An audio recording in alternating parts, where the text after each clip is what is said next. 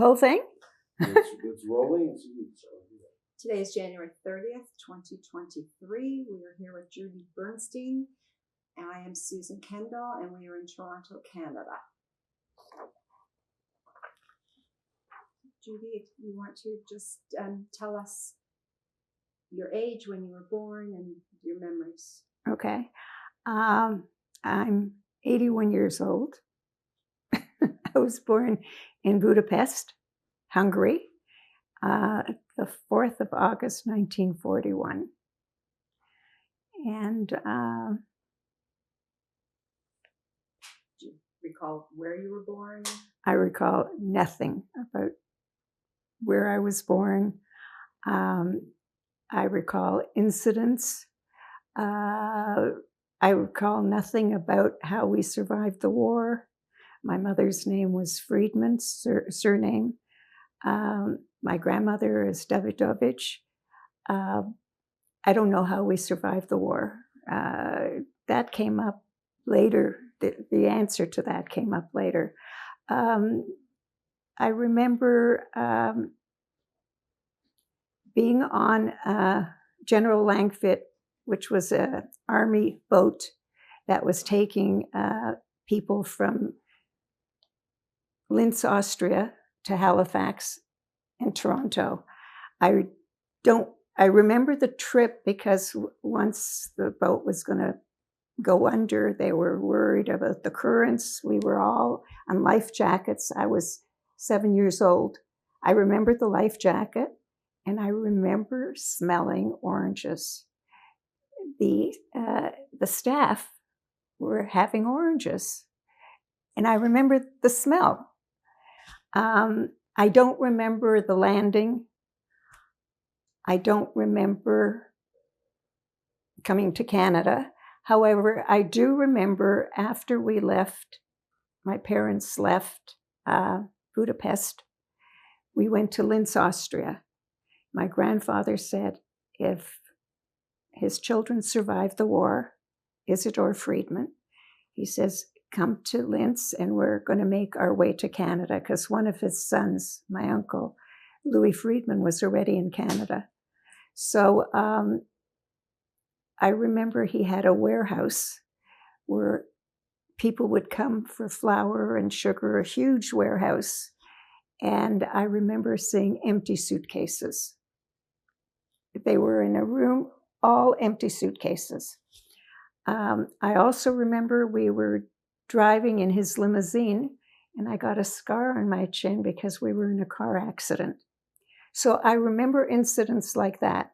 I don't remember incidents of how I lived or how I felt, because I think it was so drilled into us not to speak and not to say anything, not to answer anybody, do not talk to strangers. Now, when I found pictures after my mother died, I see some of the things that happened. However, I don't recall being in those pictures. There's no recollection of any of that. So my grandfather was, I've got his stone from Dawes Road, and it says that he was president of the Jewish community in Linz, Austria from 1945 to 48. I have a picture of my grandfather in a cattle car, in a suit, being driven. We were to the port. And then I remember the incident on the boat. I remember nothing about how we got here. I remember nothing. I do remember my brother was the first one to have a bar mitzvah in Toronto from the Holocaust survivors. It was at the Murray House, I think it was called the Murray House.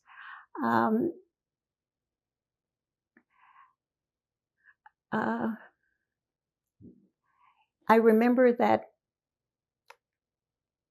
the survivors of the Holocaust never talked about anything.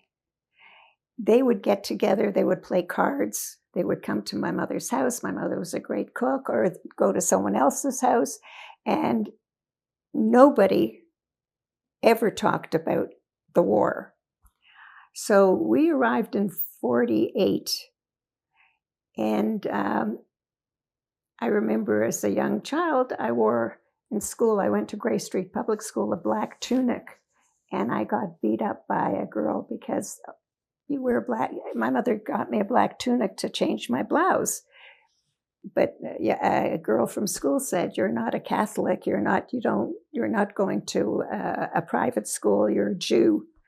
And I got beat up. I also remember that when I came to, I think I was in grade 3, my teacher was Miss Bull, and I wore slacks. I think I was 8 years old, 9 years old, and I smelled from garlic. Well, we used to make toast with butter and garlic. She made me stand on top of the desk and opened up all the windows and let everybody know that I'm a little immigrant that stinks. So I remember those things. Okay. Anything that was good, I don't remember. I was, however, when we lived downtown, my mother and father rented the upstairs of the house. And I remember the young girl, Lily Gelb, said to me one day, "You're adopted." I said, "What do you mean I'm adopted?" I asked my mother, I said, "Am I adopted?" She says, "What are you talking about?" My mother must have given her a what for, because from then on, I never heard anything more about being adopted. However, my grandfather died at 57 of cancer. So I knew nothing about, I did know, however, when I see the pictures, there are things that I should have known or I should have felt or I should have nothing. I felt nothing. And as a result, during my life, I did a lot of gunny sacking. Gunny sacking is when you push everything down. You just let everything go, and tomorrow's another day, and as a result, I held a lot of things in that I didn't even know were there.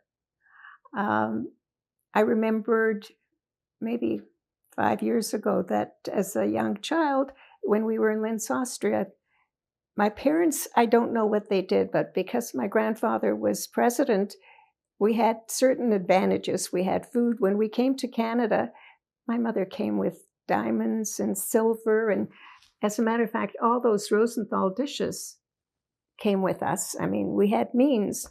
But I remember I invited a friend to come and have something to eat. And there was a bowl of fruit on the table.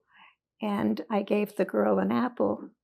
And my mother took a twig off a tree, beat me, and made me sit on corn in a corner, which I just remembered 5 years ago. So during my lifetime, I remember I did not want to upset my mother because my mother would get hysterical. My mother would lock herself in the bathroom. She's going to kill herself. I mean, yelling and screaming, and I guess you've heard that before. And so there was no communication with my mother because I was afraid of her. And later on in life, I developed a tremor, like nervous tremor, when we would have a conversation with my mother. I almost shook my daughter out. They had to give me needles to slow down the contraction. So whatever I held in, whatever I didn't communicate through most of my life was coming out later. So in terms of, I guess the big story is, and at 16, my father, who I thought was my father, said, because his blood and mine doesn't mix. I have pictures of us in Linz, Austria, where the Canadian consulate, a picture of him and his wife came to make sure we were okay to come to Canada, which you don't do today.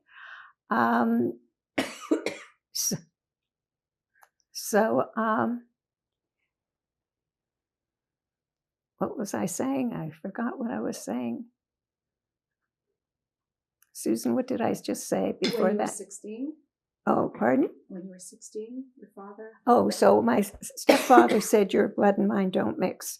And my mother's brother was Paskudnik. He liked to, he says, Judy, you have a family crest, and your father is an aristocrat. And I said, yeah, every little Jewish girl. Are you okay? Take a candy, Susan. He said, I said, every little Jewish girl is a princess, right, Uncle Andy? So I got married at 19. I had 3 kids. My mother said, if you nurse, you can't get pregnant. Well, she was wrong. And about 5 years ago, maybe 6 years ago, and I was always curious about how did we survive the war, because my mother's Friedman, Davidovich, we were Eden. And then when my mother died, I found pictures of us hiding in the basements or hiding somewhere, I don't know where. And I found pictures of my grandfather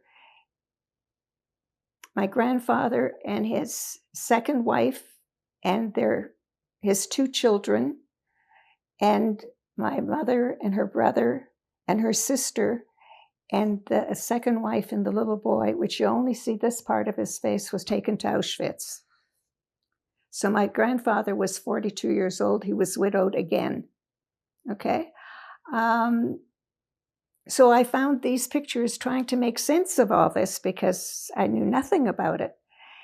About 6 years ago, and my brother's daughter in Arizona did 23andMe. And she did it because, talk about karma, she did it because her husband was adopted looking for his biological mother. And so she gave the kit to my daughter, or told my daughter how to do it. And my daughter for Mother's Day gave me 23andMe. And I was consumed by looking in all kinds of papers, whatever, to find out anything. I found in my mother's things, I found a letter from my biological father, written in 1968, one addressed to my mother, one addressed to my brother, and one addressed to me. I never met the man, which is strange because my mother was going to the Hungarian spas in 68. I was never told. So I did 23andMe. And one day, my niece in Arizona gets a phone call from a young man in West Palm Beach, Florida, who did 23andMe because his wife was adopted, and he wanted to support her. And he said, his mother has been looking for my brother and I her whole life. She's my first cousin. Okay? Her father and my father were brothers. So it took me about 3 weeks to call her because I didn't know, is this an Emma story or is this a fish story? So I called her. We met in Tampa. As she was reading my father's letter, she was crying. Thank you. Okay. And all he wanted to do was see us and kiss my hand. He was born in 1904. He was an aristocrat. He wasn't a Jew. We survived the war, and I never had a birth certificate. At that time, when the immigrants came, if you were in Canada 5 years, you became a Canadian citizen, and so did your children.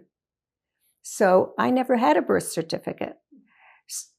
So as a result of this meeting, my cousin found my papers in a smaller castle in Transylvania, and it has my mother's marriage, my divorce. In order for, he did not want to come to Canada. So that's why my grandfather made a shidduch. This is all, he made a shidduch, which of course I knew nothing about, to a man who lost his wife and daughter in the concentration camps. And he adopted us in Linz, Austria. That's why the Canadian consulate was there to make sure this was Emma's, because a woman with 2 children coming to Canada was not attractive. So he also made a shidduch for my Aunt Lil. So that's how he became my father, which, how could I not remember? I was 7 years old. Nothing, total blank.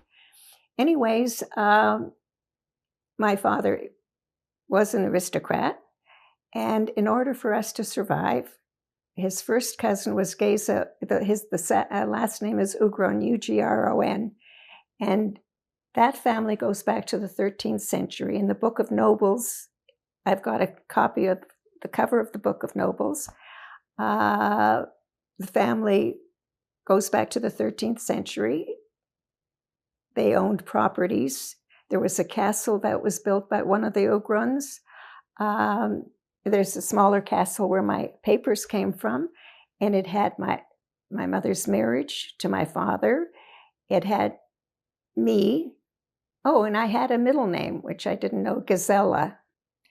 And so I found those papers, and every one of them had seals on them because the relative was prime minister, and that's how we survived the war. So when my mother was pointed out, "You're a Jew, Juden," she had these papers. She was Ugron. That was my birth name, Ugron. I never met him. However, Caitlin sent me a picture. He died in 70. He was born in 1904. My grandfather, so the story goes, was born in 1887. So he was only 14 years older than my mother's husband. My mother was born in 1920. Okay. My grandfather sat Shiva for my mother because she married Gentile, and that's how we survived the war. So I guess that served a purpose. But there was always, and till today, it's like, who am I? Like, I don't know who I am. My mother was a very strict person. I was never, when are you going to stop wearing that shmata? And if I was married to him, I'd know how. And so I was never, but my brother was, I didn't know that. He could do everything and anything, and he's also tormented. And I guess I'm silently tormented because all these things come up years later. Like, why didn't my mother tell me my father was alive?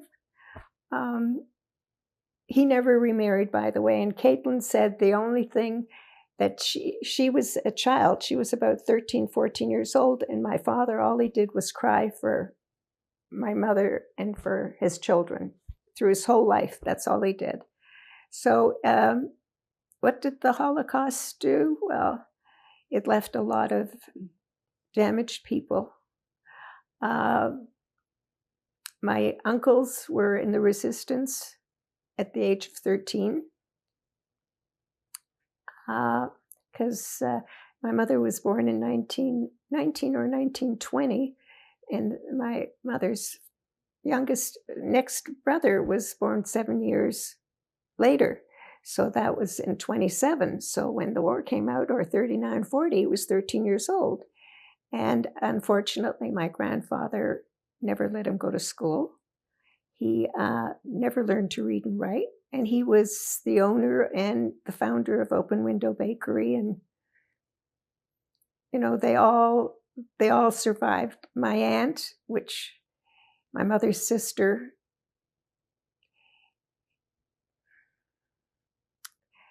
in Transylvania, when they started to round these people up, and my grandfather's wife and child were taken to Auschwitz, the little boy, my grandfather and his eldest son were taken to work camp. My aunt was taken somewhere else. And this is confidential, yes? We think she had syphilis. I don't know. She had many in Canada miscarriages, and the only way she survived having a child She had a spinal fusion and she was put in a body cast.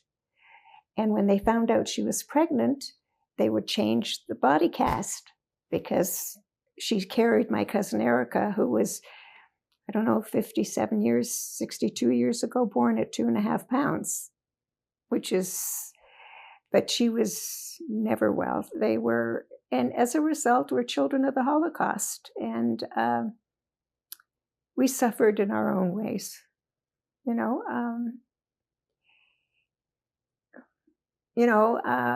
I've been married before, and I can't say the intelligence because I think I'm intelligent. I didn't have the wherewithal to know who I was marrying. They said they loved me and I looked good, and that was it. Got married.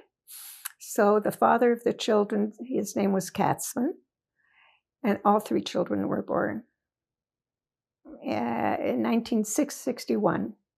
And then he fell out in the 60s, sex, drugs, rock and roll. And so I moved in with my mother and my stepfather with 3 kids. And along came every Jewish mother's dream, Dr. Peter Rival, the dentist. And do you know the dentist? And he got into a situation where the college had said that he pre-submitted claims. I worked with him in the office, pre-submitted claims to the insurance companies. And that was really, he had convents, and the nuns would come in and they would do as patients, he would do the preps and send it out to the labs. The labs would bill him, he would pay for it. And then the nun never came back. So they found out, because the nun went to another dentist, that he pre-submitted. So he lost his license for 6 months. And he was 6'4", super skier, super tennis player. He went to the cottage, my mother's cottage. He skied into the dock, broke 10 ribs in 20 places, punctured his lungs, damaged his liver. His chest blew up like this. I knew nothing about nothing. We didn't have a phone. I ran to the neighbors. I called the fire department. I knew he needed oxygen. They put him in. It's another long story. Anyways, as a result, he ended up self-medicating. Okay, so my son saw him do cocaine, and he was doing Percocets, and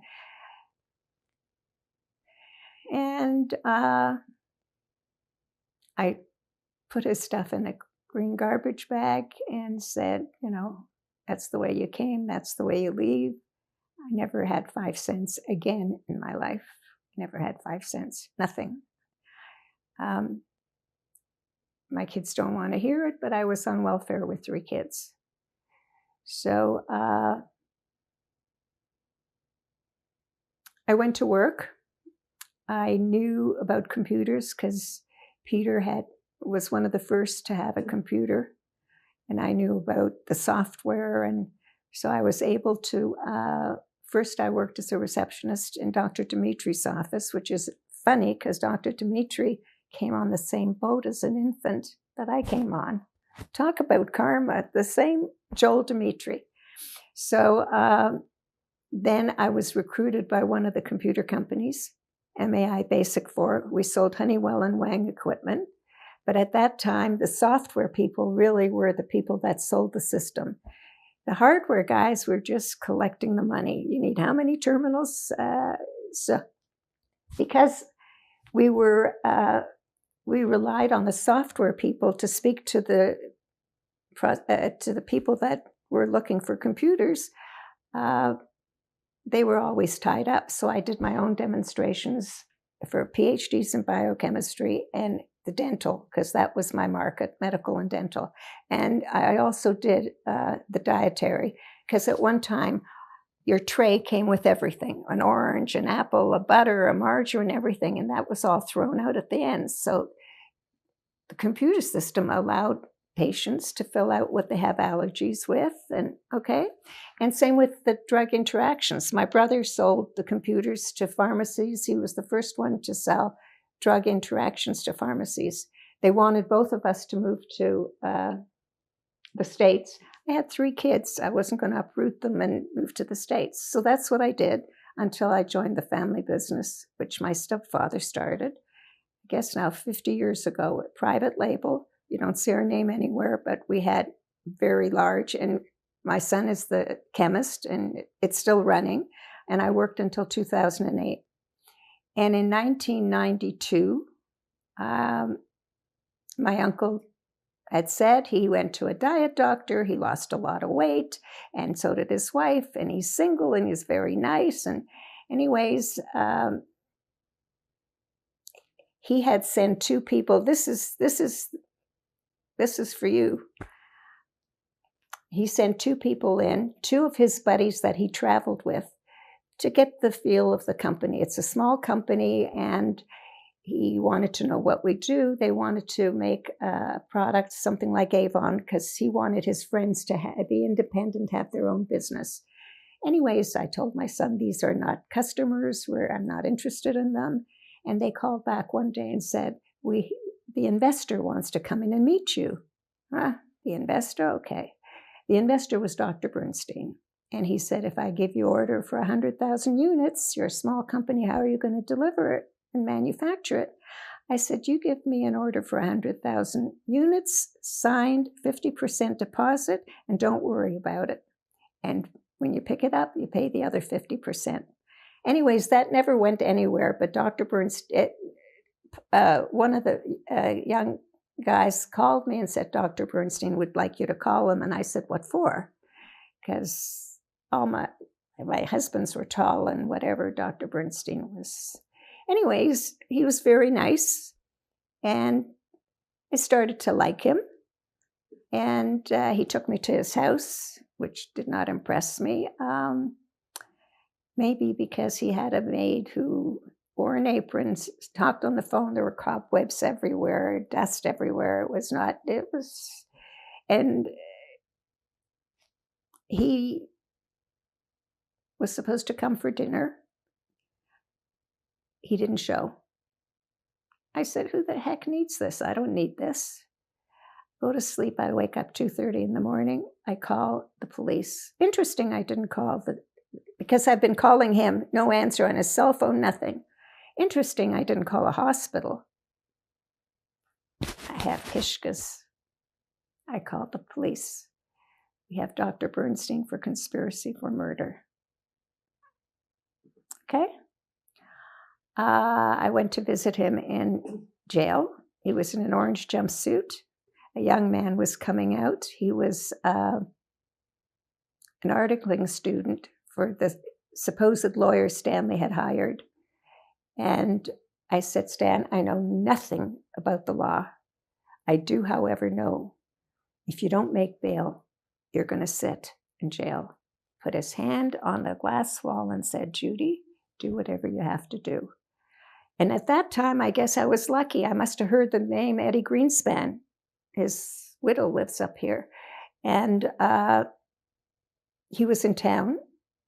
And of course, he was interested. Dr. Bernstein, yes, I need $100,000. 1992. I didn't have $100,000. So one of his friends came up with 50. I put a mortgage on my condo. I know. I was dating him. I know. My kids were coming to the door. You're Mashika. You don't know what you're doing. I figured this can't be. I mean, he's got 10 clinics, and he's a nice Jewish boy, and he's a doctor. It can't be. Anyways, Eddie Greenspan and I spent a lot of time together. He said he's a keeper. He's whatever. And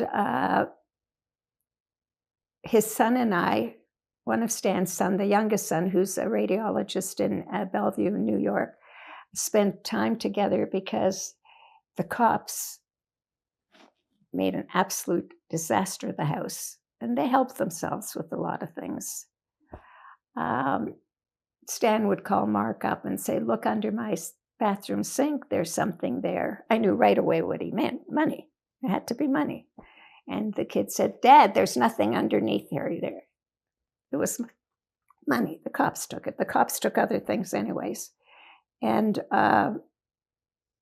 so there was the trial. They also found 24 stolen Rolexes that went back to Switzerland. And Eddie Greenspan got him off on conspiracy for murder and the 24 stolen Rolexes. And those two poor guys that were his buddies that he traveled with, that were sent into the lab, they sat 7 years each.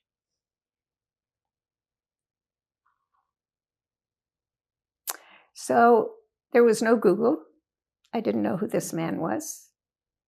Of course, when he said, I love you, Judy, I started to sing Ethel Merman. I hear singing and there's no one there.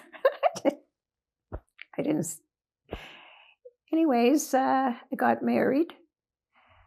And then there's legal stuff that he did that was a documentary that was it. I just always learned to say yes and always learned to say sign here, sign here. I always learned to not have any doubts of who I'm dealing with. And as a result,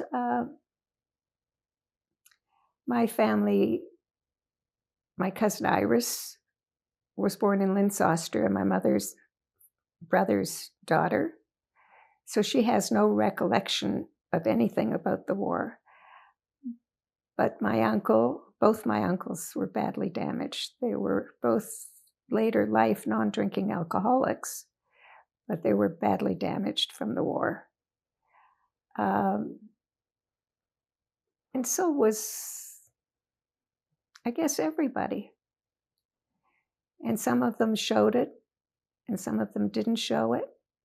My mother did tell me that she saw people that were living here in Toronto that left their kids and walked over it and ran. So that's the kind of stuff that I got. The pictures tell more of the story because they were new to me even, and I lived it, which was a surprise how I could shut myself off so. But I guess I'm damaged because I didn't know who my birth father was. All the lies, everybody lied. Who do you trust? And then when he was alive, my mother didn't tell me he was alive. Like all these things that were withheld, for what purpose?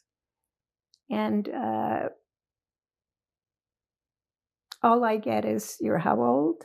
Because nobody believes this is 81 years old, and I haven't had anything done.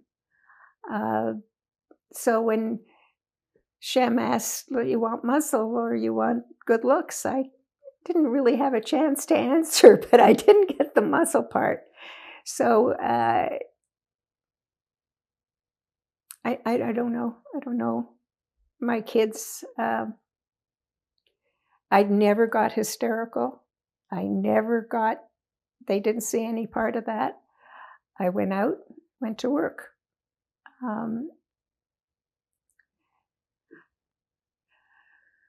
Work never hurt anybody. I'm not going to say work hurt. It kept me grounded. And now it grounds me and has grounded me since I stopped being in the kitchen and working and baking, because you can control it from one end to the other end, which is not very much you can control in your life, you know? And am I angry with my mother? Well, she was 22 years old when I was born. How can I be angry? She did what she had to do. I'm angry that she didn't tell me that my father was alive. I'm angry that she didn't tell me when my stepfather said, your blood and mine don't mix, that I had to hear it from my uncles and from strangers. Never talked about it. And So who am I? I don't know. I guess I'll never know. What's your relationship with traditions? Jewish traditions? I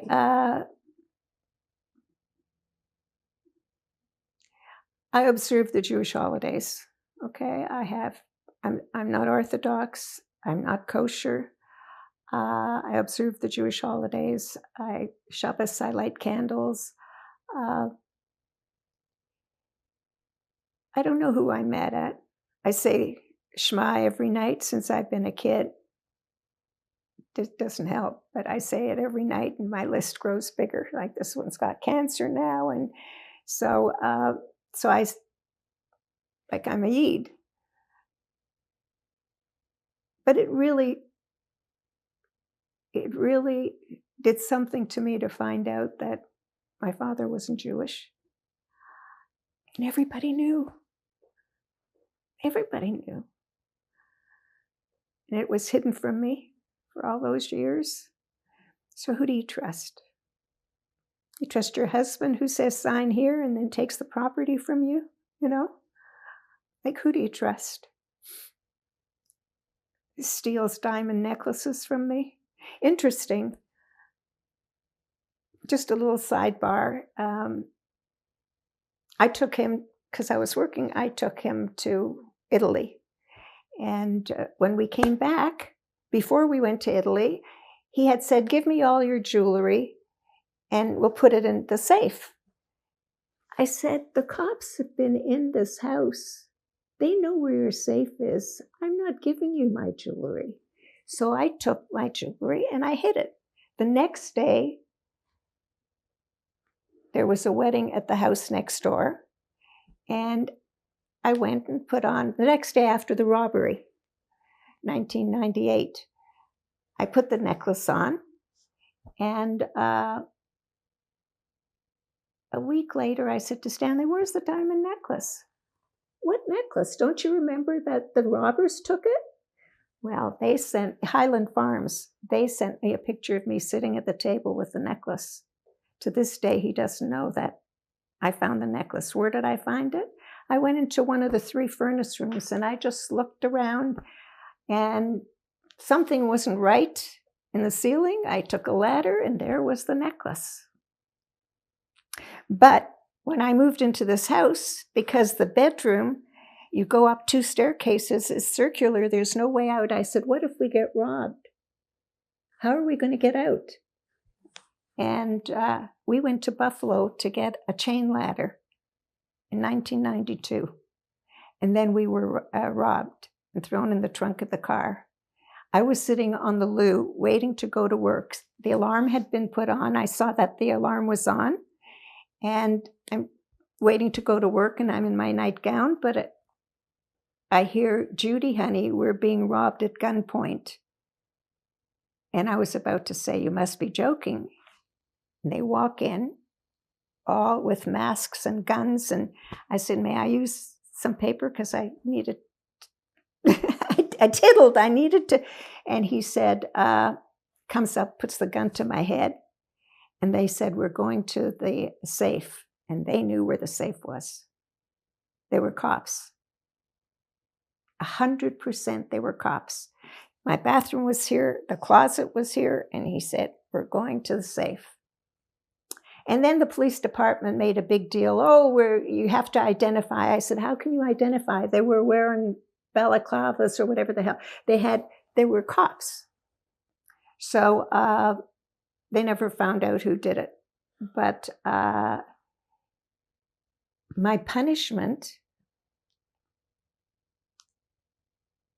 Stan also had in his safe 1 Rolex watch, one of the 24. And because they opened up the safe, they took the Rolex watch.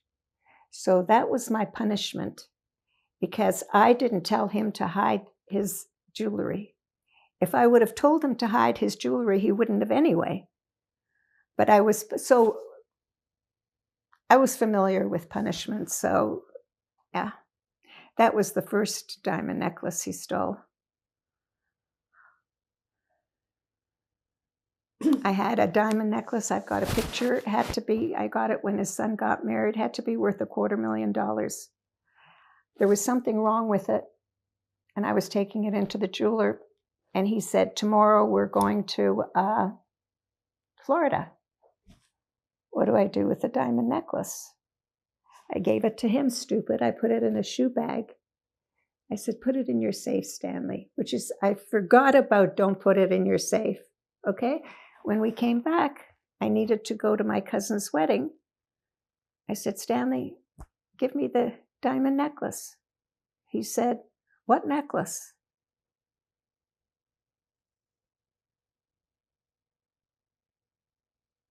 There's more stories about Dr. Bernstein, but that's in the documentary.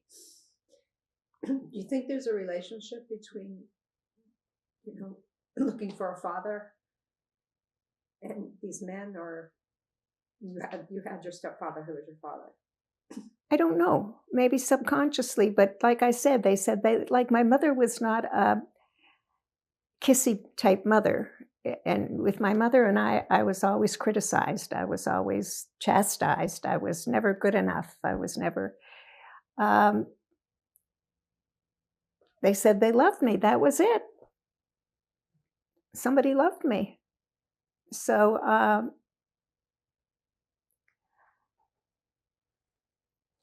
and I was with like 30 years.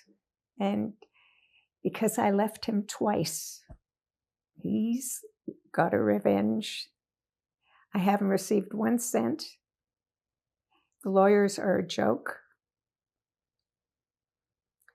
When I called the lawyer, Heather Hansen, I moved out the 20th of October. Why did I move out? Because management had sent a note to our condo and said Warren Bernstein, owner. And I we bought the property in 2000. I had 49% of that condo under SKB JB Villa Limited, a Canadian corporation. And Larry Zeifman, the creative accountant, I don't care if that goes, okay, I saw it where I own 49%. And he took it. He just took it. He took it in 2010 under his name. He put it under Stanley Bernstein and Trust and named his kids who didn't talk to him for 5 years. I had to fix that too. We walked out on the wedding. They abandoned a townhouse in London and left the cars, and they were going to show him. I had to fix that. I'm just the best little fixing girl, okay?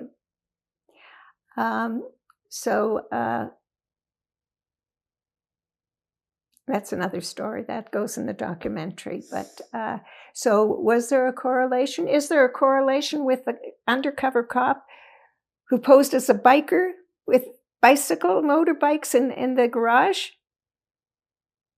at Collingwood? Is there a correlation? I mean, I don't know. I don't know who this man is. If you look in Google, he was in court with Norma Walton for 8 years. Norma Walton is a lawyer, real estate. He put in $150 million with her. And she did something, I don't know, I wasn't, whatever. She did something, and he paid 3 lawyers $10 million to sit in court. I haven't received 1 cent from him. And this lawyer that I talked to in October 13th said, Judy, I can get you $30 million. He has to maintain status quo. He can't lock the chains. He can't none of it happened. None of it happened, okay? Did she ask me if I signed a contract? She didn't ask me if I signed a contract. And why did I sign a contract? When he was arrested, and he wanted to marry me because he said, I want to make an honest woman out of you. Oh, look who's talking. So he took me to Susan Goodman, lawyer. Maybe you know her. And the purpose was for securing me, giving me some security. I never signed anything at Susan Goodman, nothing. The night before we got married at Chentro's, he gives me a contract to sign. The night before we got married. And I said to my mother, I'm not signing this. I don't know what it is. My mother said, oh, the caterers are coming. This is coming. And it's Dr. Bernstein. And of course, a Jewish mother to have it. I only was married to a dentist before. Now I'm married to a doctor. So I signed it. So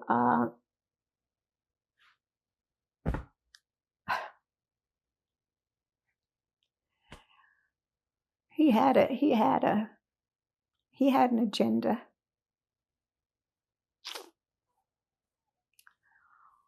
And then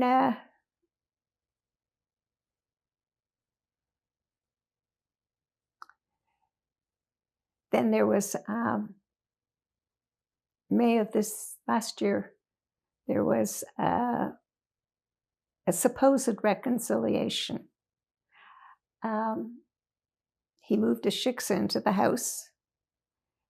If you saw the picture of the shiksa, she picked him up in Florida, in Sarasota, because he forbid me to, all my things are, I don't know what happened to all my things of 20, 30 years, but she picked him up because he's flashing the Bentley, which he got because of me, and he's flashing the house, and she has a habit of picking up men, and of course this was very attractive.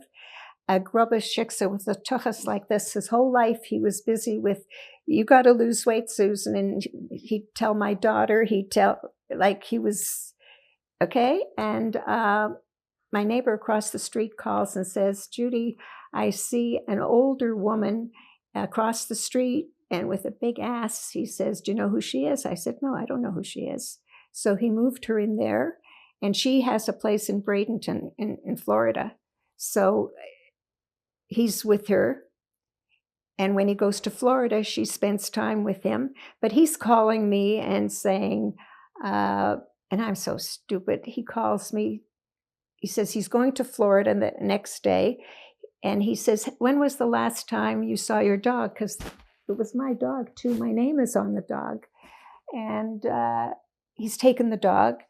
And I said, I haven't seen Bosco for a while. So he says, I'll meet you outside. So, of course, Judy runs in, gets some soup and gets some cake and gets some, because I feel sorry for him. The next day, Sunday morning, he calls me at 4:30 in the morning. I didn't answer.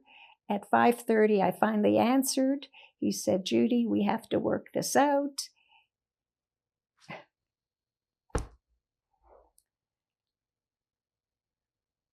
When he went to Florida, he took his cousin with him because he didn't want to go by himself with it. Because people take to me, they don't take to him because he has a habit of, I'm talking, you don't know what you're saying to strangers.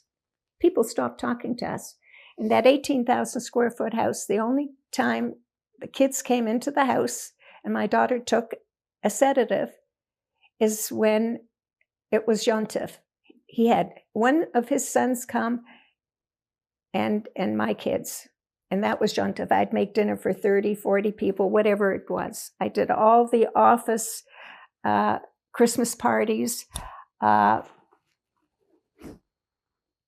He used to come, we used to collect bags of cash and credit cards from the offices.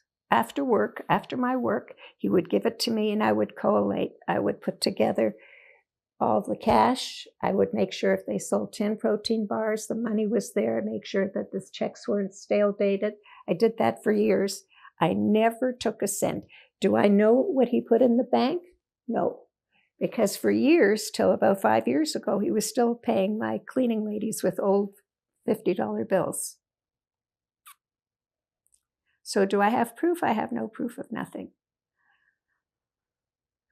And so he now in his financial statement, he only makes $60,000 a year.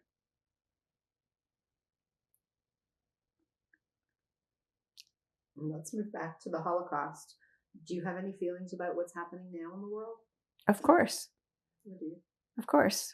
But why did they elect Netanyahu again? Like, are we stupid? Like one thing about the Eden, okay? One thing about the blacks, you go do something to them, they go and tear apart the city and the stores and even their own shopkeepers, and they make a ruckus. They come into our synagogues, they shoot children, they shoot, and what do? Nothing. We do nothing. Nothing. Why do you think that is? Hmm? Why do you think that is? I don't know. But it doesn't work. It doesn't work. We do nothing. Happened in England. They went into a grocery store. It happened. Nothing. We do nothing. So why do we do nothing? And we say, we support Israel. Yeah, we support Israel. And so what? So what? We support Israel. We don't stand up for ourselves here. We do nothing. I've got a girlfriend that keeps writing letters and saying, this is going on and this is going on. She's a former lawyer from Montreal. They just turn the page. So who's guilty? So what are we waiting for another? Because these are not good times for the Eden. And the Muslims now are every other. You turn to your Netflix, all Chinese. Every third is Chinese. Every third story or series on that Netflix is Chinese. Not Amazon Prime. Not Amazon Prime. So was I hungry? I don't know. Like when a child, was I hungry? I don't know. I know that when we went to Linz, Austria, they had cars. My grandfather had a limousine. And then when we came to Canada, Isidore Friedman was nobody. And he couldn't deal with that. So we're just the ashes. We're the ashes. The fire is out, and we're just the ashes. Really. And we're all wounded in different ways. And when I look at these pictures, I see what they went through. Do I feel what they went through? Because my whole life's been a story. I can't say I feel it, but I can see it. My father did save us. Do you want to show the pictures? Yeah, how do you want me to show it? Sure. Bring the box over?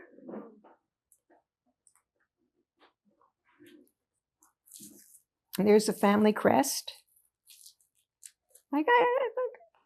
When I cut myself, I'm not blue blood, but okay. And Stanley happens to be a very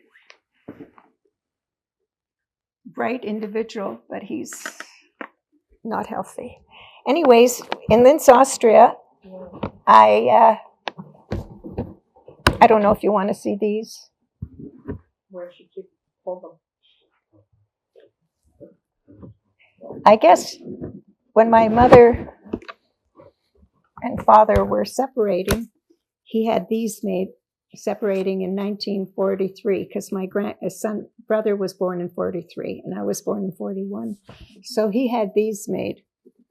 I guess he had, although they say he was very talented, I don't know, but these have survived close to 80 years. This is me, and this is my grandfather, Isidore Friedman, and that's Blanca. She died 26 of TB. That's your Grandfather, from my mother's father. That's that.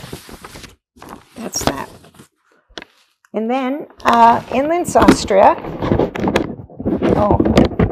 I went to school in Linz, Austria, here. what grade? I don't know if it was I was 1940, I was 7 years old. How old? So this is Liebe Mutter, This is here, and there's a picture of me in the school there in Linz, Austria. And of course, I'm the one with the bow. This is me. I'm the one with the bow. So this was my mother. Can you hold it up? And this says Liebe Mutter, and it says 1948. So Linz says Linz. Right. And in Linz, Austria, I don't know if you should see this. I don't know how this is going to work, but this is my grandfather holding the violin. And this is the Orthodox family, and this was 1908.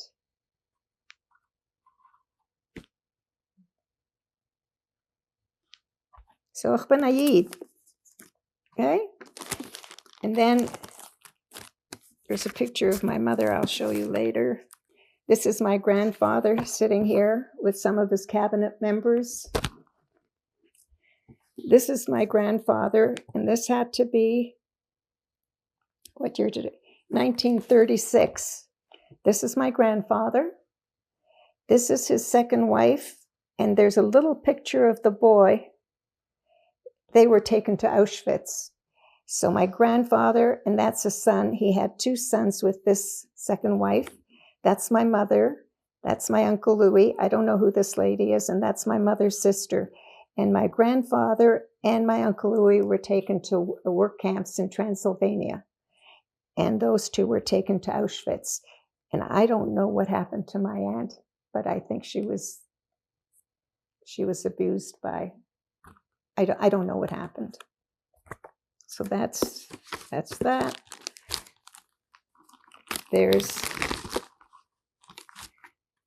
There's my grandfather in the cattle car. See, he's in a suit. We're taken to the port to get on we were taken to the port, and that cattle car must have had Yidden on it, going to Auschwitz. So that was in 1948. We were going to the boat. I've got a picture of the boat. General Langfit was the boat, an army boat that was taking us to Halifax.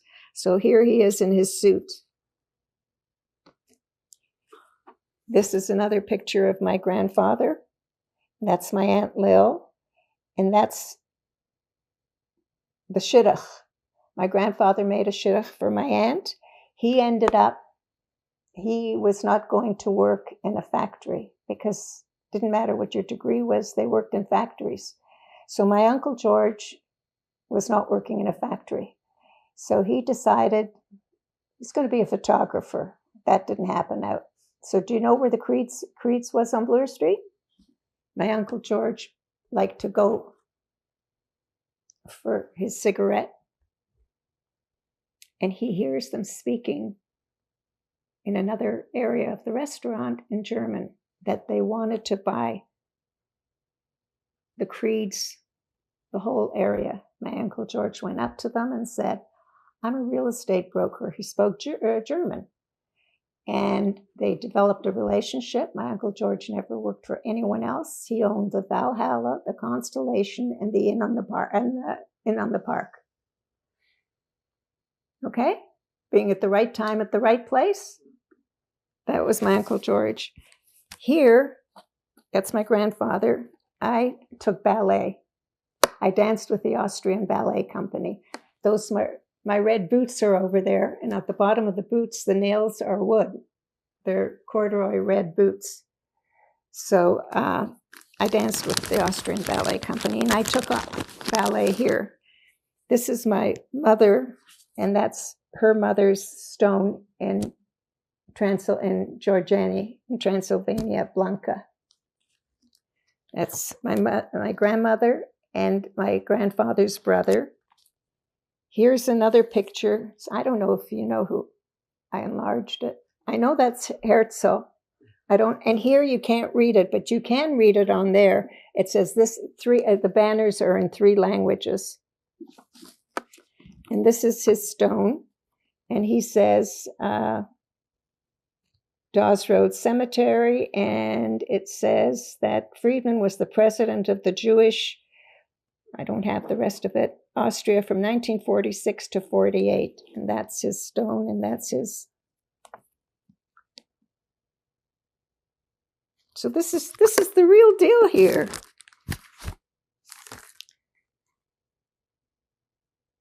And here's my grandfather with his children, my mother, brothers. So that's from this Peckle here. Does that give you a picture of, is that, I don't know, we'll see.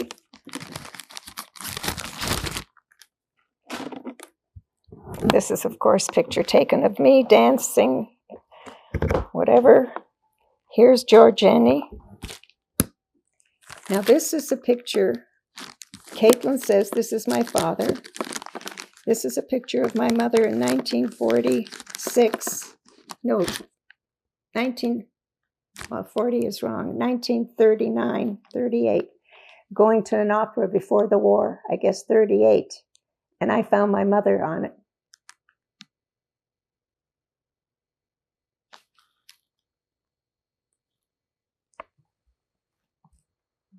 That's my mother. Hold it up to the camera. That's an opera house. No, 1939. This is 1939. That's how life was then. Okay? And that's in what country? This is Budapest. So that's in 1939. This is the town, because nobody knows where Georgiani is, but that's what it is, Romania. All the Friedmans were there. So one of the Friedman brothers, my grandfather's brother, was a medical doctor. One was a dentist, and one was a businessman. And the dentist sister lived with him in a sunroom. She married a non-Jew. Her whole life, they lived in the sunroom of the dentist's house. His children went to Israel. The grandchildren are pediatricians. His daughter's a dentist in Israel, so they're in Israel. Okay, this is the Canadian consulate mustache, 1947, and his wife, and that's me and my brother and my mother. I guess they had to show the papers that Zollner adopted us, that we were a family. Like,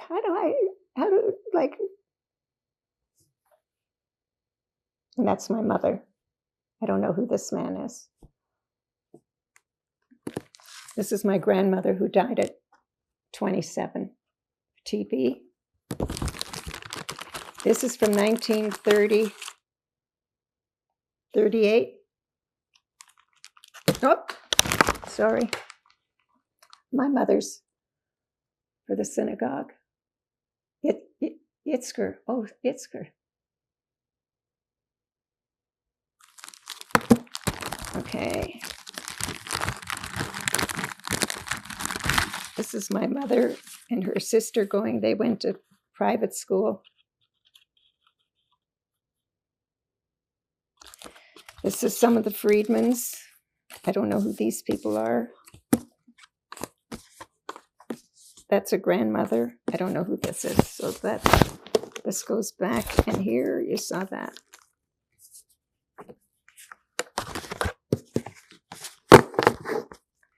Guess my mother kept some good stuff, eh?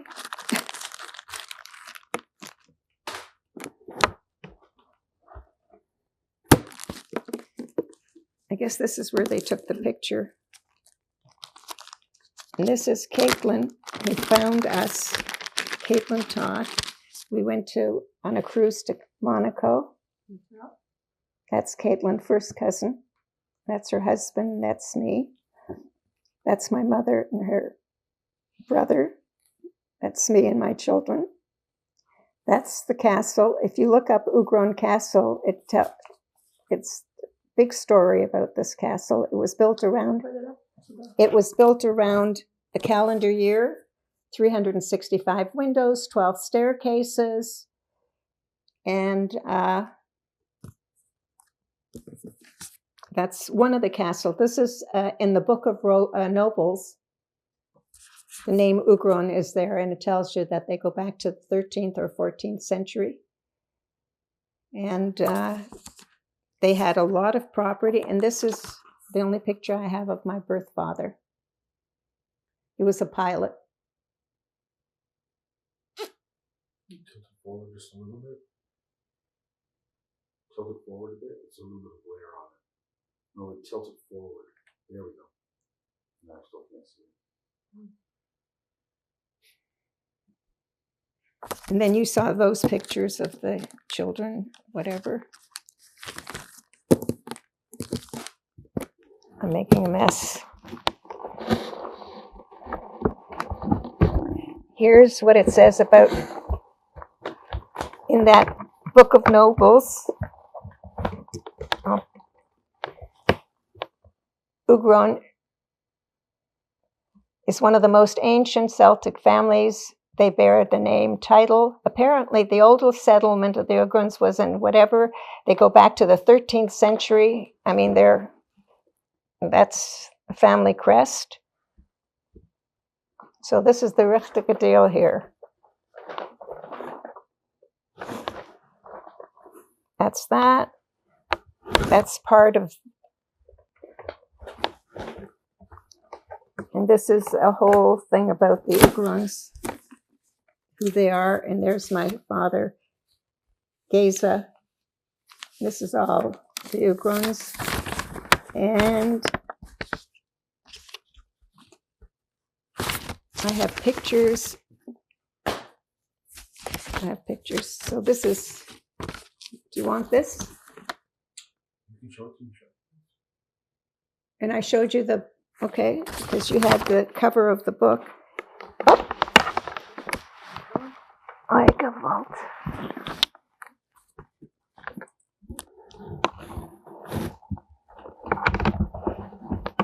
This is the letter that my father had written. Look at this writing. Only a noble person could write like this. I can't read it because I took it to Staples. I had it.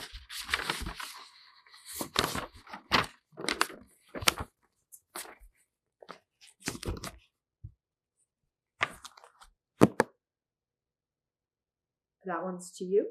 Bobby, to my mother. And 1968, he wrote this. Well,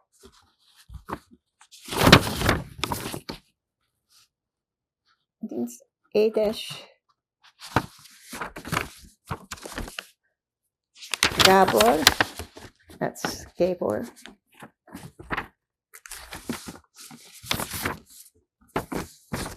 Okay.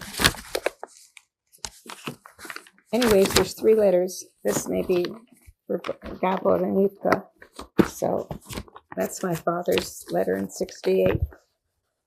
Look at this writing. do you know what it says? Yeah, Caitlin read it. Oh. That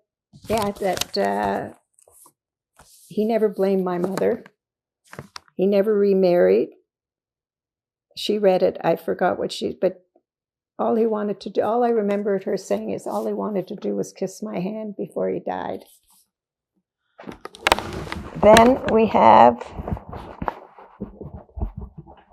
now these are copies. Caitlin has the originals. See the seals?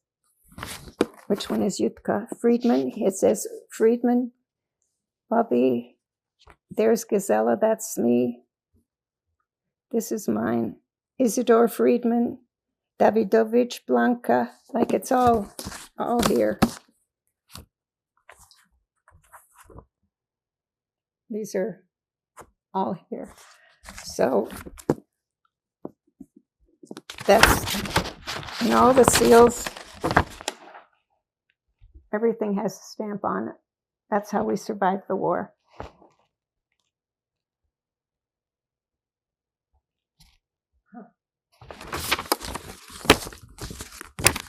And I can get the originals. Caitlin has them. For the documentary, Doctor, this is the boat.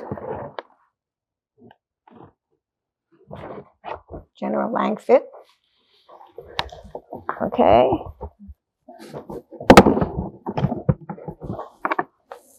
This is my Uncle George. And it talks about, at his obit, talks about what he's accomplished. And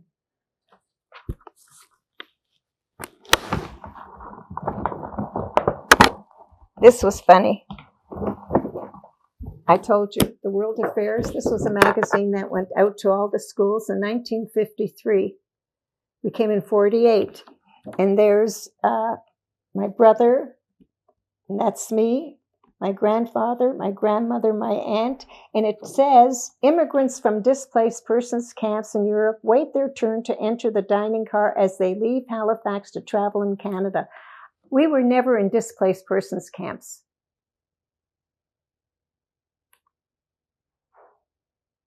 But this went to all the schools, so they knew already that I was a liar. But to have these things is remarkable, isn't it?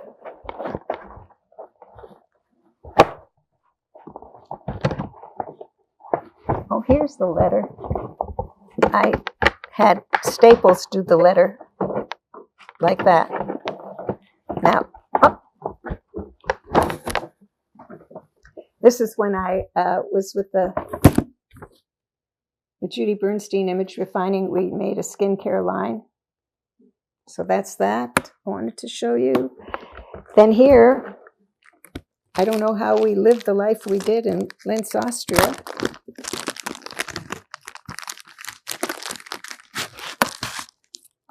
That's my stepfather, and my brother and I. That's my mother, and the two of us. So we went from the war to this.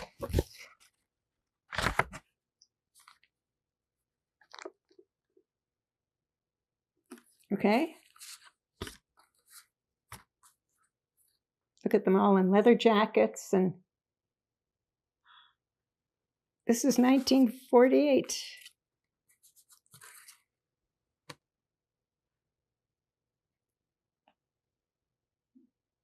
You'll see I don't smile in anything. This is my stepfather and mother. This is right after we left Hungary. We're in Linz, Austria.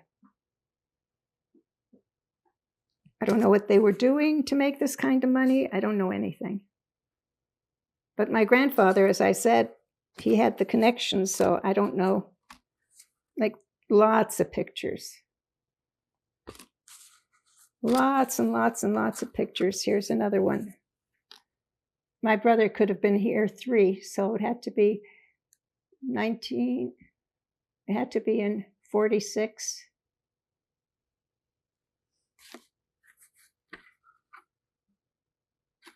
So these are all pictures from Linz, Austria. That was just right after the...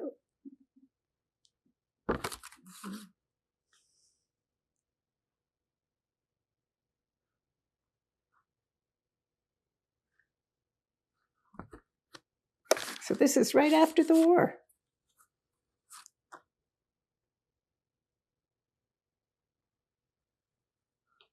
So I knew how to pose. My mother's sister.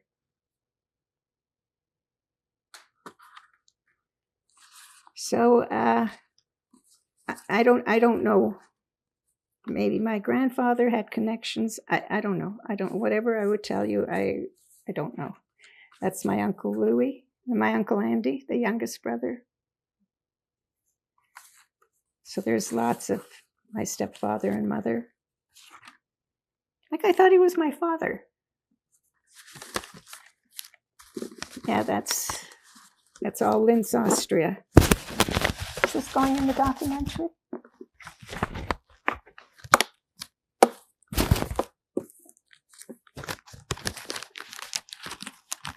Anyways, I'll do that later. This is a grandmother. Oh, this one you saw. don't know if you took pictures of.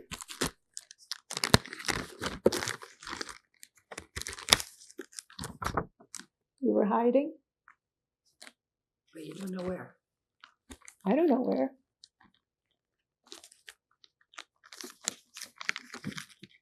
We were hiding?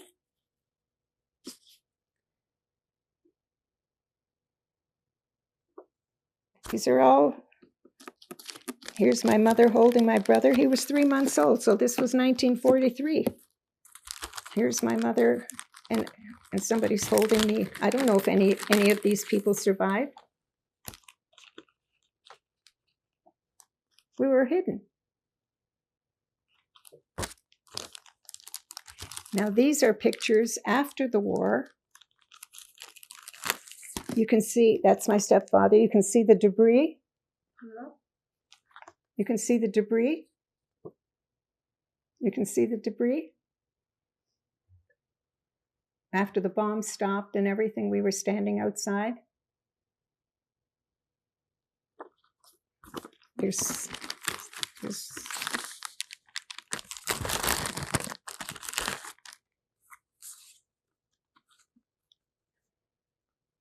like I had to be like 6 or 7. That's my stepfather. Here's my brother and I. That's Budapest. So we were still in Budapest. This was all Budapest.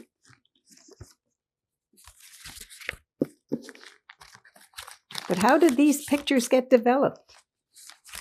Huh? I have no idea. I mean, how do you develop a picture like this from 81 years ago?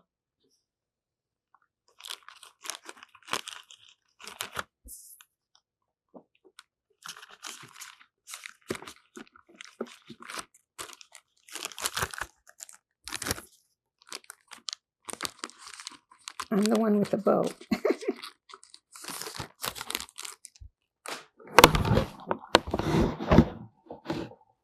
You don't need to see my ex-husbands. No, I don't either. These are more pictures of Linz, Austria. This is the family in Romania. The guy in the suit is the medical doctor.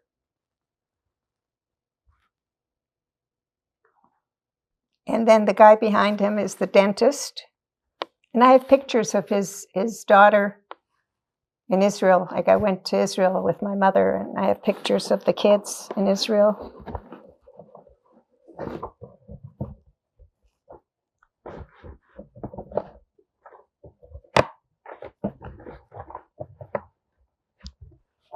My mother's quarantine, whatever.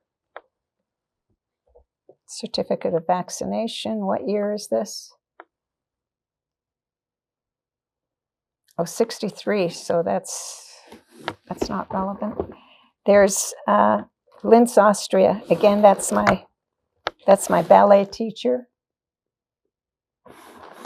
And here, want to take a picture of the boots? The boots are over there. And it's got a picture of me. Here's the boots.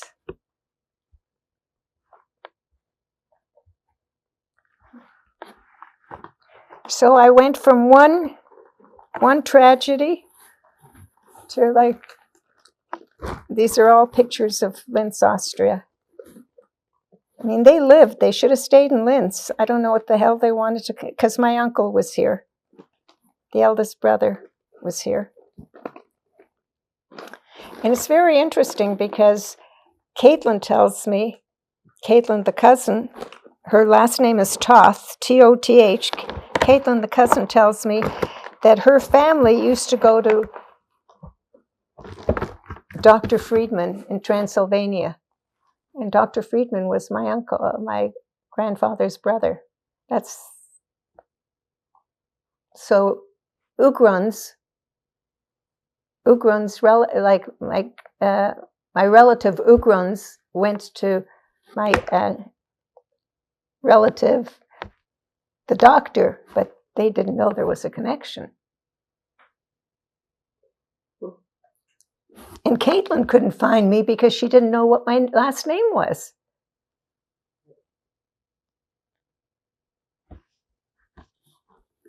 So what is, oh, this is another picture of that's the Toth families. It's the picture of the Toth families. Toth is Caitlin's father and my father were brothers. And this is all real stuff.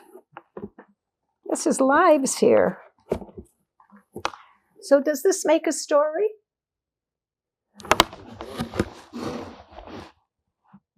Does this make a documentary?